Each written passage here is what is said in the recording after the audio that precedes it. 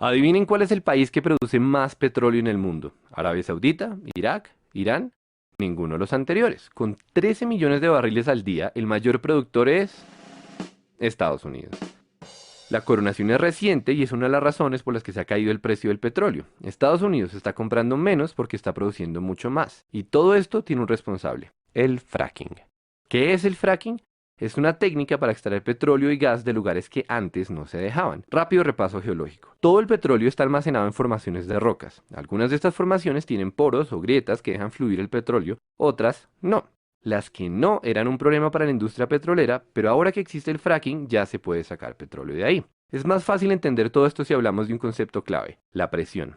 El petróleo es un fluido subterráneo que tiene que soportar millones de toneladas de tierra. Cuando nosotros taladramos hasta esa profundidad es como si estuviéramos destapando una gaseosa agitada. Así también el petróleo quiere salir por la tubería hasta la superficie porque la presión lo empuja. Pero todo esto depende de que exista un camino a la tubería. O sea, que las formaciones de rocas que almacenan petróleo tengan poros o grietas y que estén conectados. Si no hay conexión con la tubería es inútil porque la mayoría del petróleo se queda atrapado. Pues bien, resulta que ahora podemos fracturar las rocas para crear nuestras propias grietas. Eso es el fracking, que formalmente se llama fracturamiento hidráulico. Lo de fracturamiento ya se entiende, y lo de hidráulico es porque se utiliza agua a presión para romper las rocas, agua y arena. Pero la historia no termina ahí. Para llegar a donde está el petróleo hay que perforar más o menos 2 kilómetros para abajo y otros 3 kilómetros de lado. Eso quiere decir que la tubería es demasiado larga y hay un montón de fricción, o sea que el agua que se inyecta pierde potencia a medida que avanza. La solución técnica de este problema es mezclar el agua y la arena con químicos que lubrican la tubería y así se combate la fricción que le quita poder al chorro. Pero ese cóctel es una para el medio ambiente y por eso el fracking es tan polémico. Para ser claros, no es que los pozos convencionales sean amigables con el medio ambiente, es que el fracking es peor.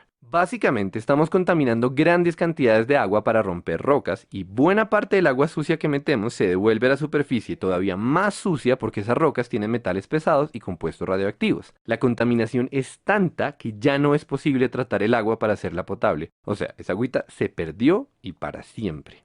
Entonces, ¿qué se hace con el agua sucia? Lo usual es que la entierren muy profundo, el equivalente industrial a meter mugre debajo de la alfombra, pero hay un problema, o más bien varios. Resulta que en el subsuelo existen reservas de agua potable y si el agua sucia del fracking llega a mezclarse con ellas, tenemos un desastre ecológico tremendo. Por supuesto, la industria petrolera y los que ponen las normas toman un montón de precauciones para que no ocurra esto. Por ejemplo, los pozos tienen un revestimiento de cemento y tuberías adicionales con el objetivo de evitar que el agua contaminada se filtre hacia otros lados. La pregunta es si estas medidas son suficientes y esa pregunta es particularmente relevante en Colombia, teniendo en cuenta que las normas se basan en estudios que fueron hechos en Estados Unidos, y acá la geología es diferente y poco estudiada. Mientras que en Estados Unidos las reservas de aguas subterráneas no pasan los 400 metros de profundidad, en Colombia ya extraemos agua potable a 1500 metros. Esa diferencia hace más asustadores dos de los tres problemas que tiene el fracking. Problema número uno: las grietas causadas por esta técnica recorren el subsuelo de forma impredecible. Eso quiere decir que corremos el riesgo de conectar los yacimientos de petróleo y el agua contaminada con otras fuentes de agua. Problema número 2. El casing, o sea, la capa de protección para la tubería, solo llega hasta cierta profundidad,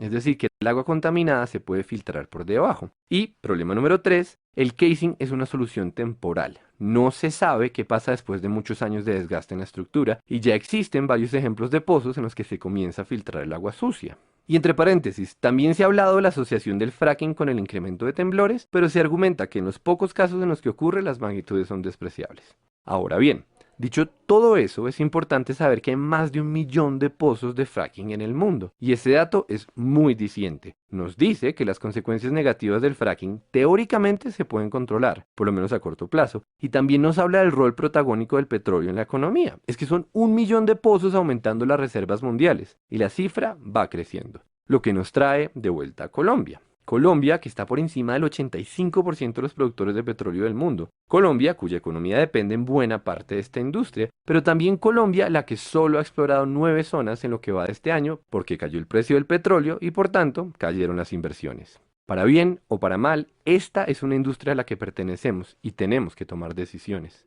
Es claramente un problema de costo-beneficio. ¿Vale la pena asumir el riesgo de que se debilite el sector petrolero? O, dicho al revés, ¿será que vale la pena asumir los riesgos del fracking? La respuesta no es fácil y no queremos decir que la tenemos, pero conviene aclarar una última cosa.